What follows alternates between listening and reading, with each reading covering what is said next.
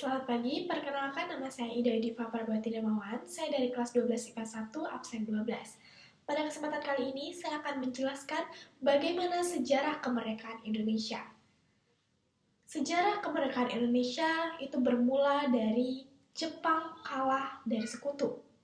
Latar belakang pembacaan teks proklamasi dimulai atas penyerahan Jepang terhadap sekutu, di mana sebelumnya Jepang pada tahun 1944 telah mengumumkan bahwa India Timur, yaitu Indonesia, diperbolehkan merdeka di kemudian hari.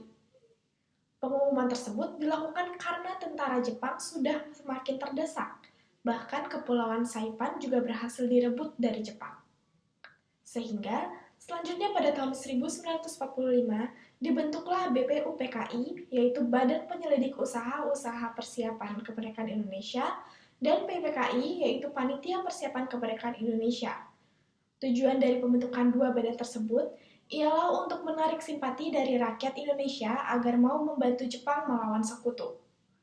Namun, saat Perang Pasifik terjadi, Hiroshima dibom pada tanggal 6 Agustus 1945 dan disusul pengeboman Nagasaki tanggal 9 Agustus 1945.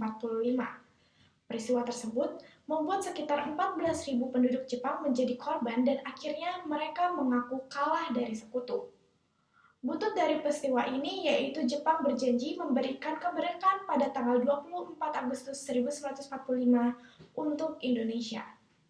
Selanjutnya kita masuk ke dalam pro kontra proklamasi pada peristiwa Rengas Dengklok.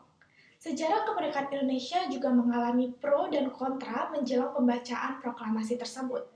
Pro kontra ini terjadi antara golongan muda dan juga golongan tua, di mana golongan tua merupakan para anggota PPKI seperti Soekarno dan Hatta.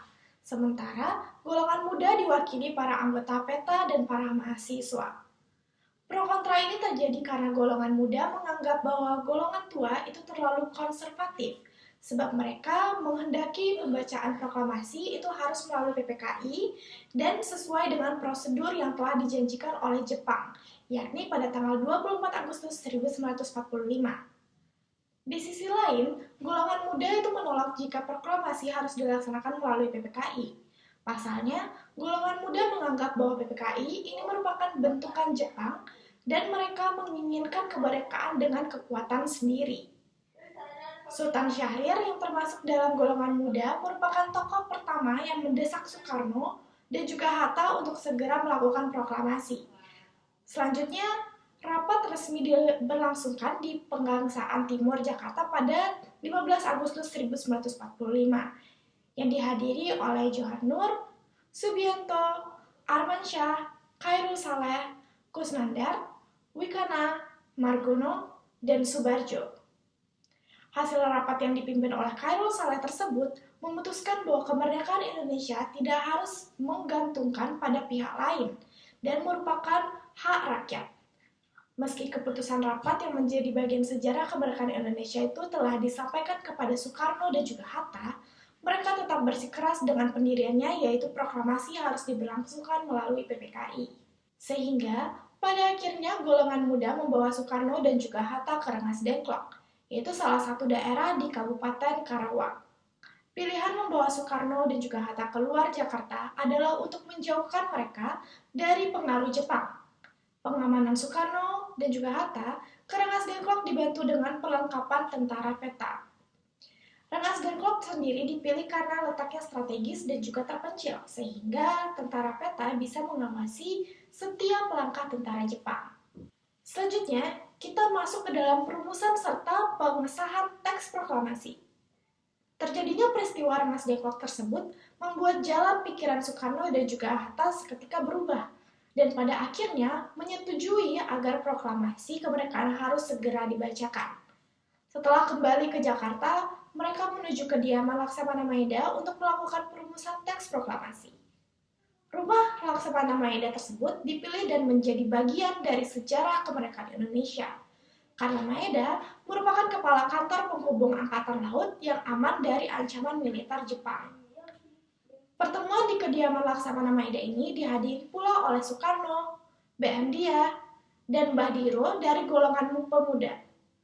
Pada akhirnya, berdasarkan pembacaan antara Insinyur Soekarno, Muhammad Hatta, dan juga Ahmad Subarjo, didapatkanlah rumusan teks proklamasi yang langsung ditulis tangan oleh Soekarno.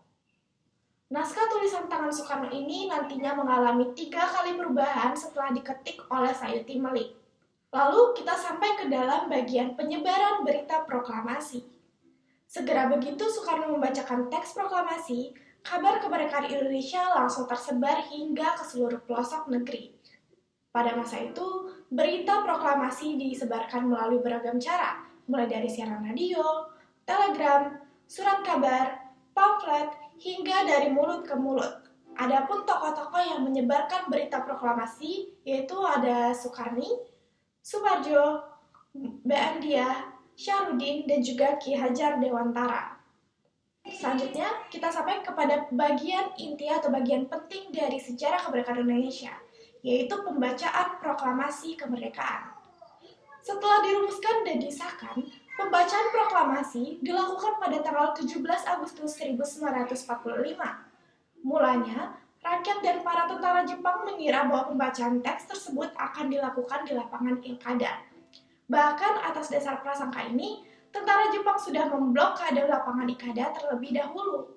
Pemimpin barisan pelopor Sudiro yang hadir di lapangan Ikada pada saat itu kemudian menyampaikan situasi yang terjadi di sana kepada Muwardi, yakni Kepala Keamanan Soekarno. Saat itu, ia mengetahui bahwa pembacaan proklamasi ternyata akan diikrarkan di kediaman Soekarno, yaitu Jalan Pegangsaan Timur 56, Jakarta. Pada saat itu, halaman rumah Soekarno telah dipadati oleh massa menjelang detik-detik proklamasi. Semua sibuk mempersiapkan pembacaan teks, bahkan Fatmawati, yaitu istri dari Soekarno, tengah menjahit bendera dengan tangan yang ukurannya tidak standar. Setelah persiapan lengkap, teks proklamasi dibacakan oleh Soekarno yang menjadi sejarah kemerdekaan Indonesia. Perjalanan Indonesia untuk mendapatkan kemerdekaan memang tidak sebentar. Penduduk tanah air harus merasakan penjajahan yang kejam dalam kurun waktu bertahun-tahun. Bahkan setelah proklamasi dikumandangkan pun masih banyak perjuangan lainnya yang harus ditempuh seperti pembuatan naskah UUD 1945 dan lain sebagainya agar Indonesia bisa menjadi negara seperti sekarang. Berdasarkan cerita sejarah kemerdekaan Indonesia, dapat kita simpulkan bahwa perjuangan para pahlawan dalam mencapai kemerdekaan Indonesia tidaklah main-main dan tidaklah mudah. Maka dari itu, kita sebagai generasi muda saat ini dan sebagai warga negara Indonesia patut menghormati jasa para pahlawan dengan melestarikan warisan-warisan para pahlawan serta merayakan hari-hari penting sejarah sebagai bentuk hormat dan juga menghargai jasa para pahlawan. Sekian adalah sejarah kemerdekaan Indonesia yang dapat saya jelaskan dan sampaikan.